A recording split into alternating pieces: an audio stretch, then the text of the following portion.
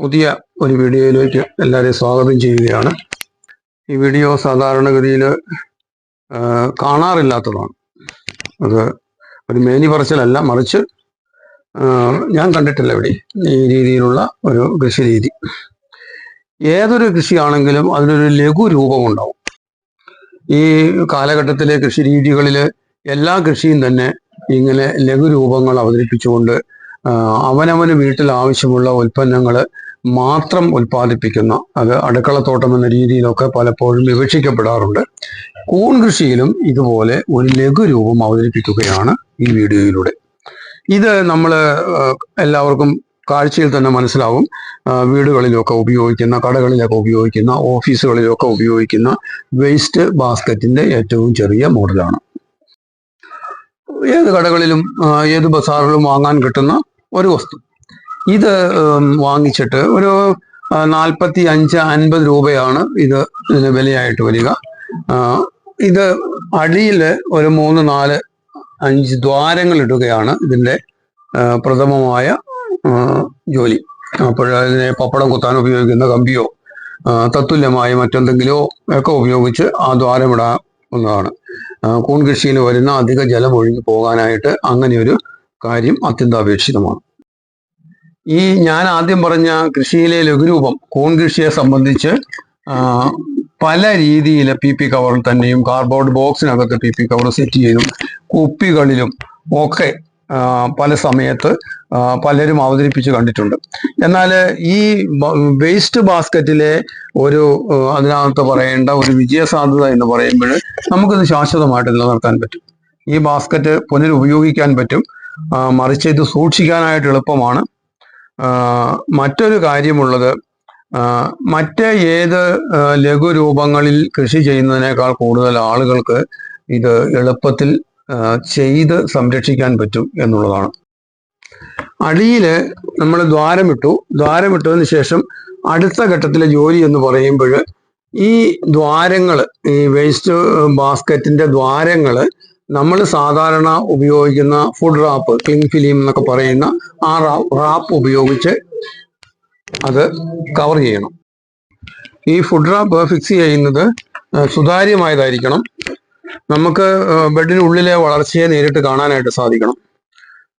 മറ്റൊന്ന്, അത് പിന്നീട് ഈ റാപ്പ് അവിടെ കീറി കൊടുത്ത് നമുക്ക് ദ്വാരം ഉണ്ടാക്കാനായിട്ട് കഴിയണം.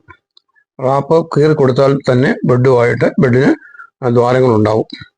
അപ്പോൾ ഇതാണ് പ്രാരംഭമായിട്ട് ചെയ്യേണ്ട ജോലി. ഇനി സാധാരണ നമ്മൾ ചെയ്യുന്നത് പോലെ മാധ്യമവും വിത്തും ഇടകലർത്തിയിട്ട് ബെഡ് ഉണ്ടാക്കലാണ് ചെയ്യുന്നത്. അതിൻ്റെ ഇടയ്ക്ക് സംസാരിക്കേണ്ട കാര്യമില്ല. അത് കാണുമ്പോൾ ആളുകൾക്ക് മനസ്സിലാവും. ഞാൻ ആ ജോലിയിലേക്ക് പ്രവേശിക്കുകയാണ്, ശ്രദ്ധിക്കുക. ഇത് ഇപ്പൊ നമ്മൾ സാധാരണ ബെഡ് കെട്ടുന്നത് പോലെ തന്നെ ചെയ്യുകയാണ്. ഒരു ലെയർ മാധ്യമം അറക്കപ്പൊടി ചെയ്തു. അപ്പം അതിനുശേഷം വിത്ത് അവിടെ ഇടുകയാണ് സൈഡിൽ. അപ്പോൾ നമ്മൾ സാധാരണ പോലെ വിത്ത് അവിടെ അരികിൽ തന്നെ കിടക്കാനായിട്ട്, പ്രത്യേകിച്ച് ബാഗൊന്നും അല്ലാത്തത് കൊണ്ട് വിത്ത് അരികിൽ തന്നെ അവിടെ ഉണ്ടാവാൻ വേണ്ടി ഉള്ള ക്രമീകരണങ്ങൾ അത് നമ്മൾ ഓരോരുത്തരും അവരവരുടെ രീതി അനുസരിച്ച് ചെയ്യുക. വിത്ത് പുറത്തേക്ക് ഉള്ളിലോട്ട് അധികം വിതറി പോകാതിരിക്കുന്നതാണ് നല്ലത്. അപ്പം 1 ഇഞ്ച് ആണ് നമ്മൾ സാധാരണ ഇടുന്നത്. ആ 1 ഇഞ്ചാണ് ഇപ്പോഴിട്ടിരിക്കുന്നത്. മറ്റേ സാധാരണ PP കവർ ചെയ്യുമ്പോൾ ആ കവർ തന്നെ അമർത്തി നമുക്ക് ഉറപ്പിക്കാൻ സാധിക്കും. ഇതിന് സാധിക്കാത്തത് കൊണ്ട് നമ്മൾ കൈകൊണ്ട് മെല്ലെ അമർത്തി കൊടുക്കണം. ഓർക്കുക, ഡെറ്റോളൊക്കെ ഇവിടെ ഇരിക്കുന്നുണ്ട്. ഡെറ്റോളൊക്കെ ഉപയോഗിച്ച് തന്നെ വേണം ചെയ്യാൻ. അതൊക്കെ കൃത്യമായിട്ട് ചെയ്യുന്നത് കൊണ്ടാണ് വീഡിയോയിൽ അത് കാണിക്കാതിരുന്നത്. നമ്മൾ ഡെറ്റോളെല്ലാം കയ്യിൽ നമ്മൾ ആഡ് ചെയ്ത് വൃത്തിയായിട്ട് വേണം ഈ കാര്യങ്ങളൊക്കെ ചെയ്യാൻ.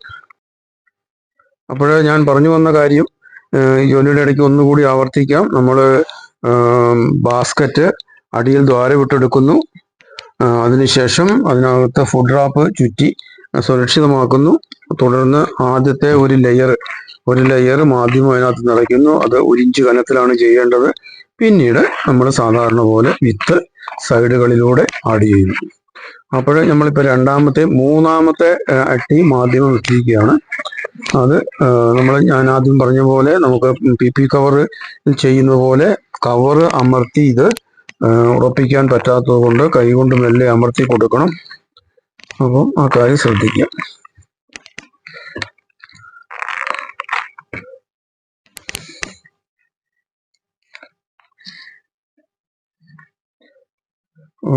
വീടുകളിലോ ഫ്ലാറ്റുകളിലോ ഒക്കെ താമസിക്കുന്ന ആളുകൾ, ഹോസ്റ്റലുകളിൽ താമസിക്കുന്ന കൂണിനെ ഇഷ്ടപ്പെടുന്ന ആളുകൾ, അതുപോലെ തന്നെ ചെറു സ്ഥാപനങ്ങൾ ഓഫീസുകളിലും ഒക്കെ ഇത് ആവശ്യത്തിനും വിനോദത്തിനും ഒക്കെ വേണ്ടി ചെയ്യാവുന്ന ഒരു കൃഷി രീതിയാണ് പറയുന്നത്.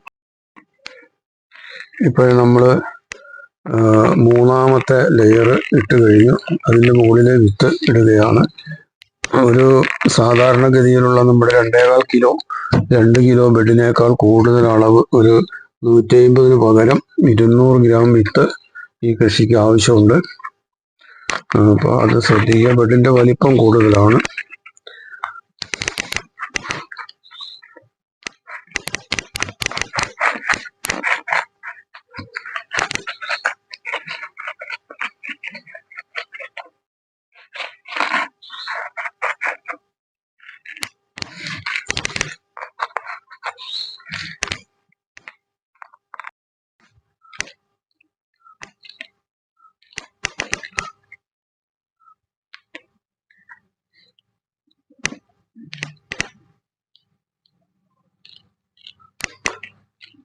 ഇത് ചെയ്യുമ്പോൾ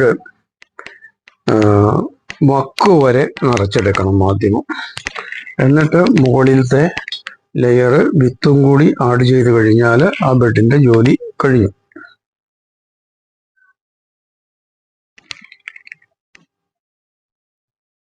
ഇതാണ് അത് ചെയ്യുന്ന രീതി. ഒപ്പം തന്നെ നേരത്തെ പറഞ്ഞ ഫുഡ് ഉപയോഗിച്ച് മുകളിൽ നമ്മൾ ഒരു കവറിങ് കൊടുക്കേണ്ടതുണ്ട്.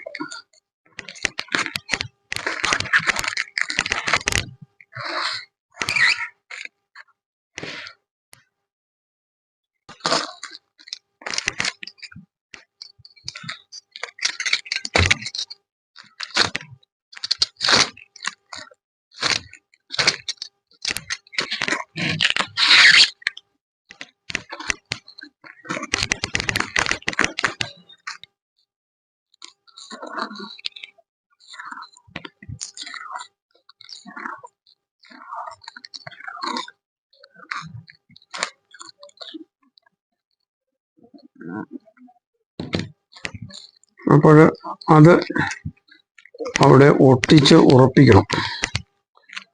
അപ്പോൾ ഒരു ബെഡിൻ്റെ ജോലികൾ കഴിഞ്ഞിരിക്കുകയാണ്. ഇനി നമുക്കിത് സാധാരണ ചെയ്യുന്നത് പോലെ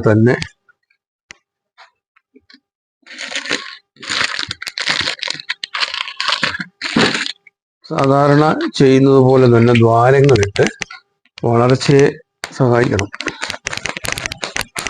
മുകളിൽ ഒരു 10-15 ദ്വാരങ്ങൾ ഇട്ട് കൊടുക്കാം. സൈഡിലും ഈ പറഞ്ഞ പോലെ കുറച്ച് ദ്വാരങ്ങൾ ഇടണം. അപ്പോൾ ആവശ്യത്തിന് വായു സഞ്ചാരം ഉണ്ടാവും. 2 ദിവസം കൊണ്ട് തന്നെ വളർച്ച കാണാവുന്നതാണ്.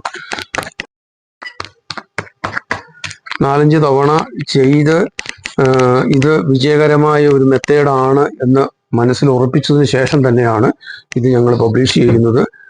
അപ്പോൾ ഏതായാലും ഇതൊരു വീഡിയോ എന്ന നിലയിൽ പുറത്തു വരുമ്പോഴത്തേക്കും ഇത് ഓണായിട്ടുണ്ടാവും. ഓണായതിനു ശേഷം തന്നെയാണ് വീഡിയോ ആയിട്ട് പബ്ലിഷ് ചെയ്യാൻ ഉദ്ദേശിക്കുന്നത്. ഓക്കെ.